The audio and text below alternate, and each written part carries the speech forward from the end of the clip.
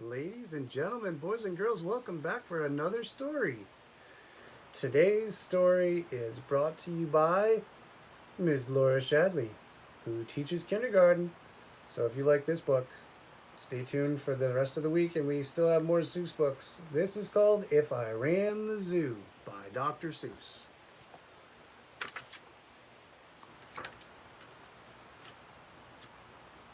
It's a pretty good zoo, said young Gerald McGrew, and the fellow who runs it seems proud of it too.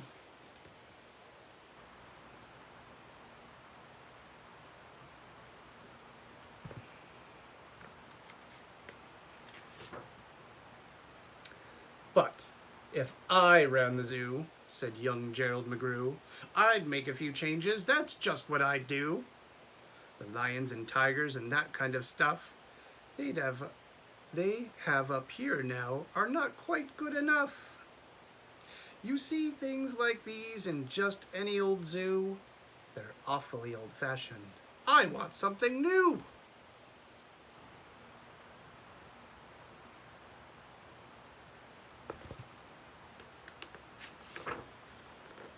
So, I'd open each cage. I'd unlock every pen. Let the animals go and start over again. And somehow or other, I could find some beast of much more unusual kind.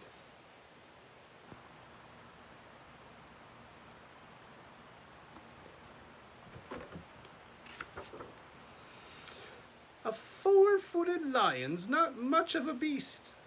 The one in my zoo will have 10 feet at least.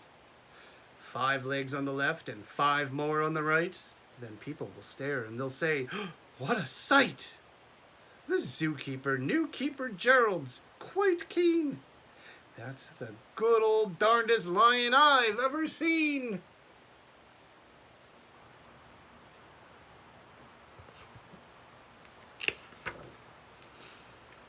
My new zoo, McGrew Zoo, will make people talk. My new zoo, McGrew Zoo, will make people gawk at the strangest odd creatures that ever did walk. I'll get for my zoo a new sort of a hen who roosts in another's hen's top knot, and then another one roosts in the top knot of his, and another one in his, and another one in his, and so forth and upward and onward. Gee whiz!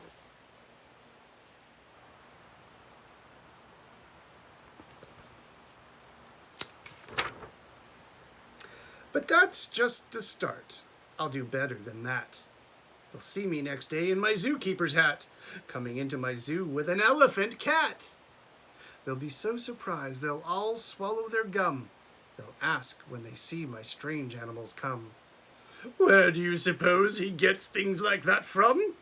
His animals all have such very odd faces. "I'll bet he must hunt them in rather odd places."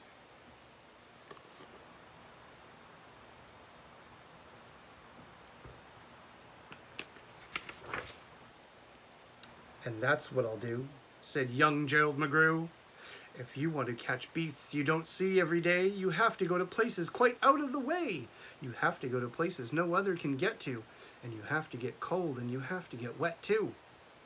Up past the North Pole, where the frozen winds squeal, I'll go and I'll hunt in my skeegly mobile, and bring back my family of what do you know? And that's how my new zoo, McGrew Zoo, will grow."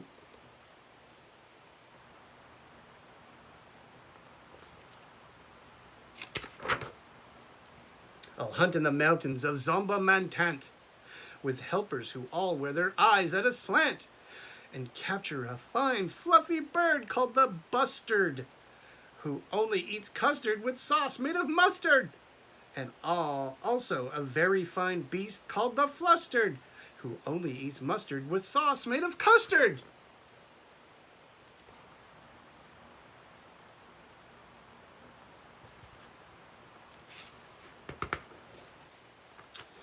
I'll catch 'em in caves and I'll catch 'em in brooks. I'll catch 'em in crannies and catch 'em in nooks that you don't read about in geography books. I'll catch 'em in countries that no one can spell, like the country of Mata, Fa, Pata, fa-pel. In a country like that, it's a hunter. If a hunter is clever, he'll hunt up some beasts that you never saw ever.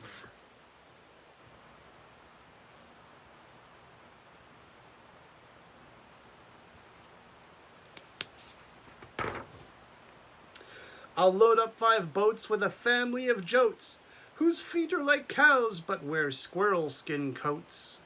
I'll sit down like dogs but have voices like goats, and excepting they can't sing the very high notes.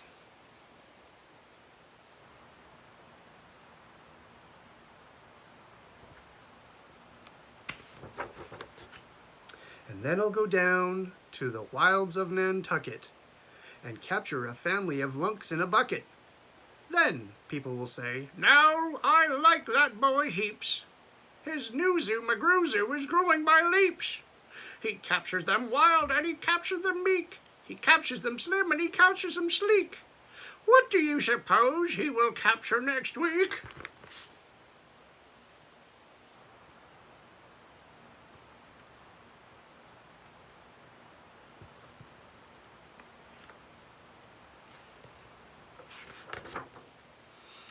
Capture one tiny, I'll capture one cute.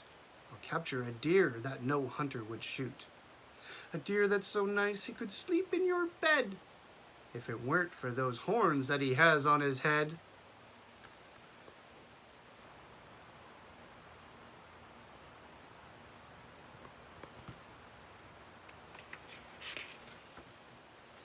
And speaking of horns that are just a bit queer, I'll bring back a very odd family of deer.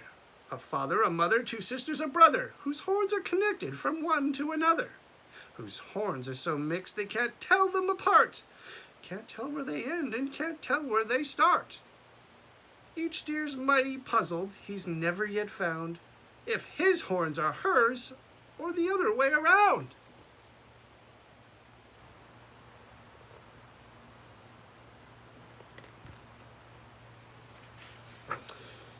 I'll capture them fat and I'll capture them scrawny. I'll capture a scragglefoot mulligatawny, a high-stepping animal fast as the wind from the blistering sands of the desert of Zend. This beast is a beast that the brave chieftains ride when they want to go fast to find some place to hide. A mulligatawny is fine for my zoo, and so is a chieftain. I'll bring one back too.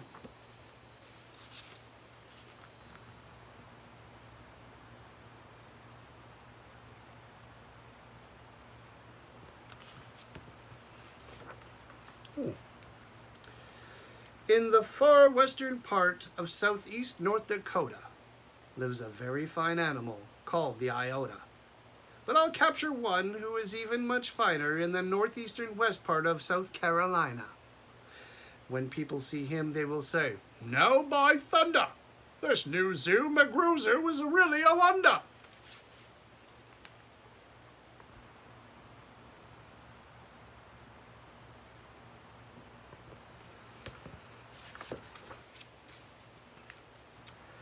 Most beasts are quite friendly, but still in some lands, some beasts are too dangerous to catch with bare hands.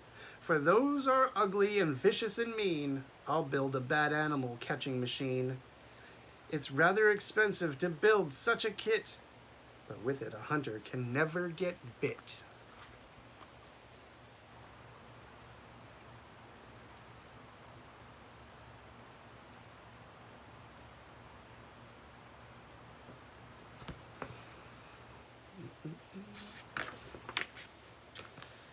A zoo should have bugs, so I'll capture a thwirl whose legs are snarled up in a terrible snarl.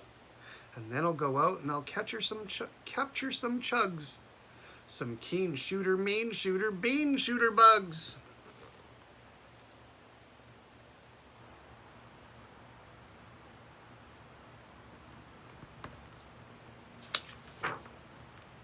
I'll go to the African island of Yurka and bring back a tizzle-top tufta mazurka, a kind of canary with quite a tall throat. His neck is so long if he swallows a note. For breakfast the first day of April, they say, it has to go down such a very long way that it gets to his stomach the 15th of May. Where is he? Oh, way up there.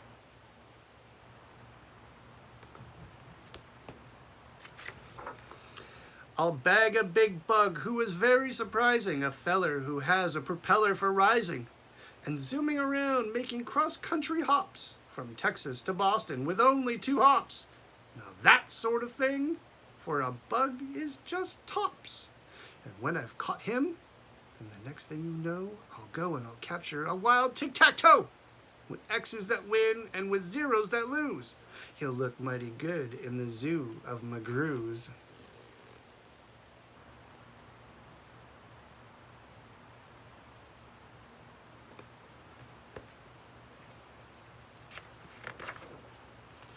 I'll bring back a gusset, a gherkin, a gasket, and also a gooch from the wilds of Nantasket. And 8-person princes will carry the basket, but what their names are, I don't know. So don't even ask it. This is a tongue twister book.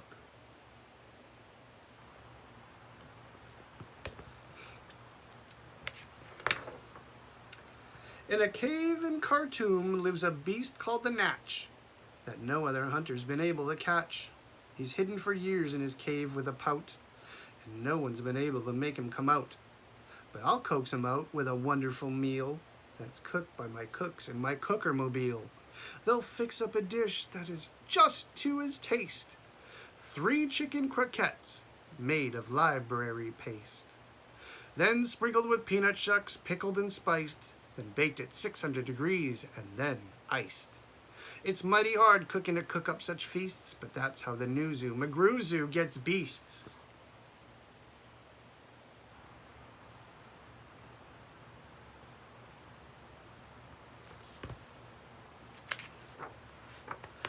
I'll go to the faraway mountains of Tobsk, near the river of Nopsk, and I'll bring back an Obsk, a sort of kind of thingamabobsk, who only eats rhubarb and corn on the cobs.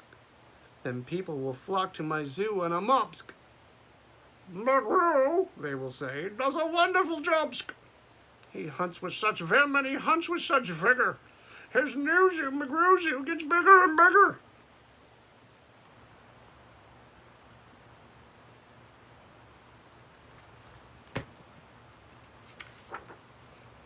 And speaking of birds, there's the Russian Palusky, whose headski is redsky and belly is bluesky. I'll get one of them for my Zewski Magrewski. Da, we find a Zewski Magrewski.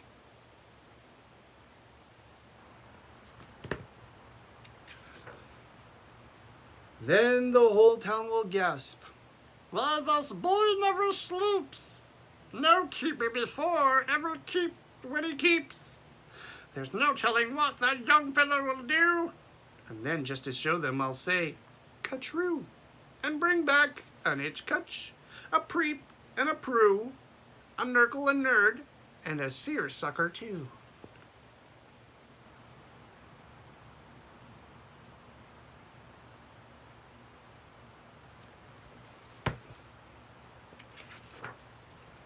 I'll hunt in the jungles of Hipponohungus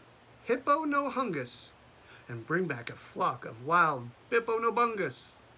The Biponobungus from Hipponohungus are better than those from the Diponodungus, and smarter than those of the Nippononungus, and that's why I'll catch 'em in a Hipponohungus, instead of those other Nungus and Dungus. And people will say, when they see these bips bounding, "This zookeeper, new keeper, simply outstanding. He travels so far you'd think he would drop. When do you suppose this young fellow will stop?"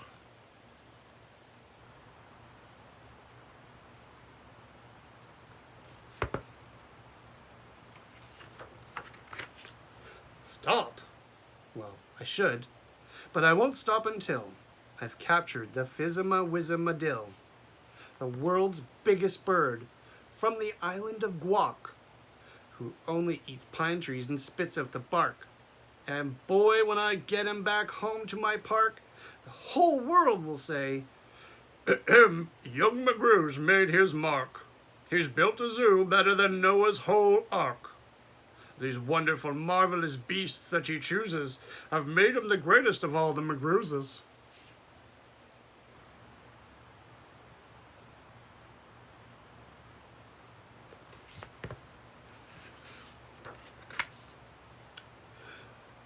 Whoa! They'll all cheer. What is this zoo must be worth? It's the gold darndest zoo on the face of this earth.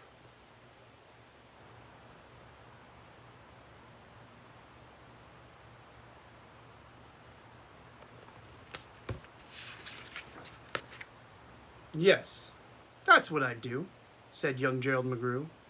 I'd make a few changes if I ran the zoo.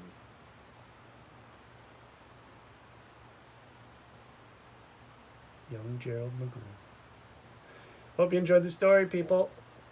Moms, dads, thank you for everything. And keep signing in, keep liking, sharing, subscribing. Tomorrow, we will have one of 3 different books. All right. Gonna keep it a surprise, so peace and love. Remember, stay safe. Wear a mask if you can. Wash your hands. Don't touch your face. All right. Take care, everyone. Bye.